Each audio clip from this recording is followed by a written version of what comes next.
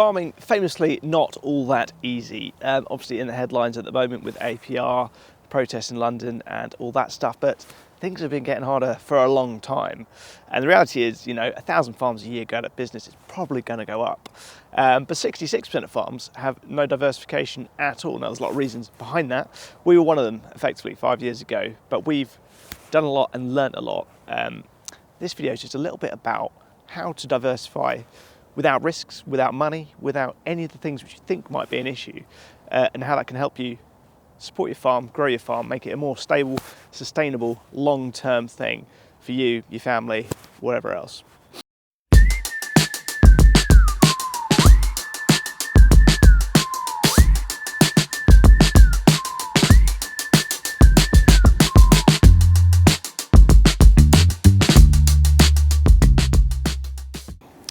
So each year DEFRA releases a chart like this with a much bigger document, but this shows essentially how each sector of farming is faring year on year.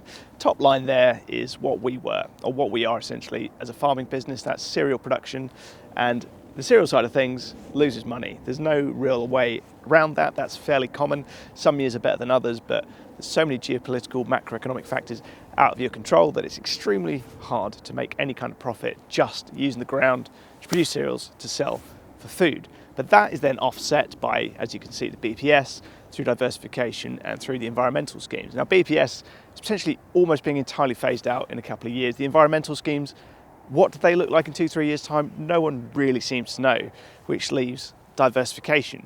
And that can be a huge chunk of a farm business, and that can be the difference between staying solvent or going out of business. Now we know that time, money, knowledge, they're the three key barriers to doing any sort of diversification. A lot of farms are 2nd, 3rd, 4th, 5th, 10th generation. If your family's just been farming for 200, 300, 400 years, you don't really know anything else. You've been used to doing just that, and that's been absolutely sufficient for all that period of time to not even think about worrying about anything else. But the reality is that is changing. Things are getting harder. We were in a similar situation 5 years ago. We moved in 2019, had no family knowledge of anything other than farming. My family's been farming here for about 100 years, but that wasn't a barrier. In the end, it transpired to doing some new things. Now, a lot of people think about diversification, they think about huge capital investment, spending £500,000 converting something into a wedding venue, or same amount on turning a barn into accommodation, that sort of thing. It's overwhelming, it's too big, it's too hard to get your head around, but it doesn't have to be anything like that. The most straightforward thing that we've done increasingly over the last 3 or 4 years, is being a film location. So you get listed with an agency, farm locations are great, there are other ones. It requires no time, no investment at all from you. People come to you, do everything, and they leave. You just kind of have to be vaguely around. And that is literally as close as you can get to passive, stress-free income. Why would you not do that? If you're not doing that, get listed, give it a go. It's actually quite fun as well. Like, we've had Rag and Bone Man here this year, we've had a few other music videos. Shook hands with a man named You came in my life, little savior. Great fun, and that's like, I can't remember this year, it's like 10, 12, 15 grand of income, which, imagine if the government was giving out £10,000 loans, how much paperwork you'd have to go through, the stress, the time, it probably wouldn't even come through. But by having something like film locations, there's other sort of passive income type strategies you can use as well. But get the ball rolling. Try and have a little film shoot at your farm. If you've never tried anything new, anything different, you'll have no idea if it's a good idea or not, if it's going to work. We were the same. We had no idea if people would want to walk here for a coffee, or use the gym, or come camping, or have a wedding here. There's no real way of knowing until you try, but that doesn't have to be necessarily your risk. If you want to open a cafe like we've got, don't open a cafe on day one. That is risky, it's potentially expensive, it leaves you exposed, and you have no confidence in it working. What we did instead, we got a local coffee truck along. They came for 1 day initially, there was no commitment at all. We had a little event on. It worked really well. A few people told their friends in the village. The next day, a few more people along. That 1 day became 2 weeks, became 2 months, and ended up being 2 years. Worked for them, worked for us. It meant that we knew we had basically 2 years of market research, that people liked having specialty coffee in the area, that people were prepared to make a big detour to come down here. So when we opened up under our own steam in March last year, we knew that it would work. And by charging rent for the coffee truck, we effectively we're able to invest that into the space. So net cost to us was basically zero, no risk, no cost. And by the time we opened up, we had the ability to hire people to run it for us who are experts. You know, chances are if you're a farmer, you've been a farmer for a long time, you don't know that much about being a barista, running a coffee shop, food hygiene, all the rest of it that goes with it. You don't need to. I didn't. I do now. But yeah, the most important thing, there's a lot of things you can do. Give it a little try, small scale.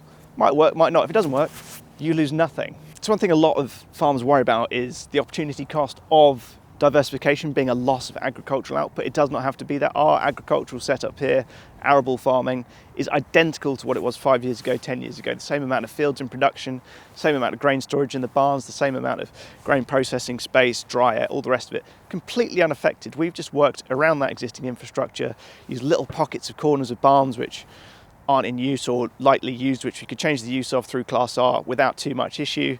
Similarly, like if you take a productive field like this one out of action, it's more complicated. You lose out on BPS, which is kind of going anyway, but that's beside the point. But little corners of permanent pasture, grassland, that sort of thing where, you know, our cafe is basically on the corner of one of those, which is a load of movable structures, means it can be returned to permanent pasture without any issue. It's not complicated or that hard to do.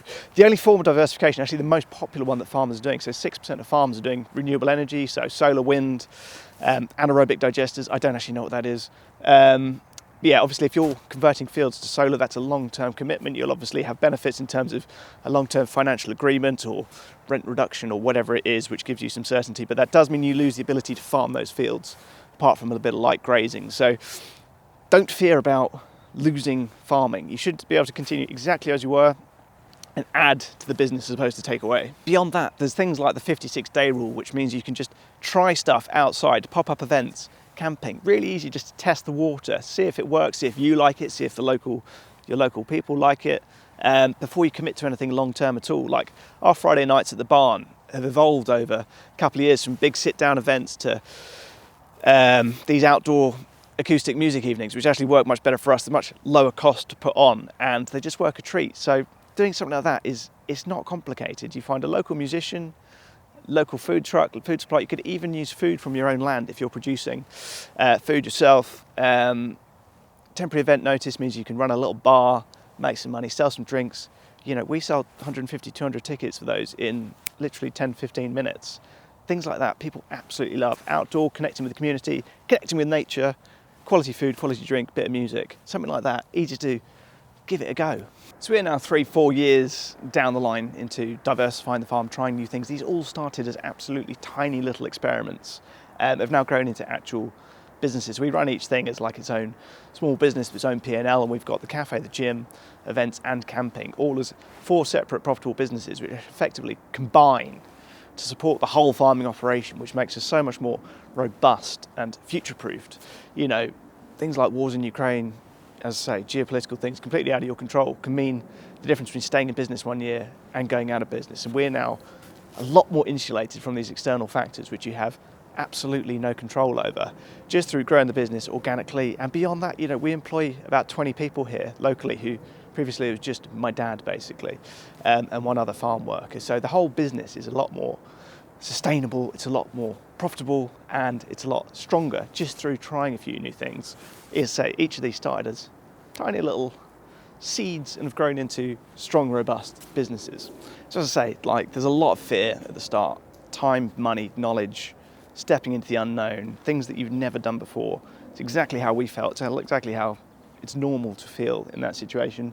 But yeah, we've done it, and hopefully that is some sort of explanation about how it doesn't need to be any of those things. And each of those things, when you break them down, can be a lot more achievable than it might first seem. So what have you got to lose? Give a few things a go. If your farm is, you know, on the downward trajectory that so many farms are, so many farms are feeling that pinch, getting harder and harder to stay solvent each year, just try something. You never know. And the thing is, the first thing you try won't be the final thing you'll try. That'll be something good, could be something bad. You tweak it, you change it. The second time it's better, the third time it's better, the 10th time it's absolutely amazing. And you love doing it, hopefully, as well. So let us know if you've got any questions. That was a quick little thing, all about trying to make your farm stronger, more APR proof, or whatever it might need to be. By the way, we are tenant farmers, we don't own this. We do it all with our landlord's consent. But yeah, if you're a tenant farmer, you shouldn't be put off from trying new and exciting things. See you in the next one.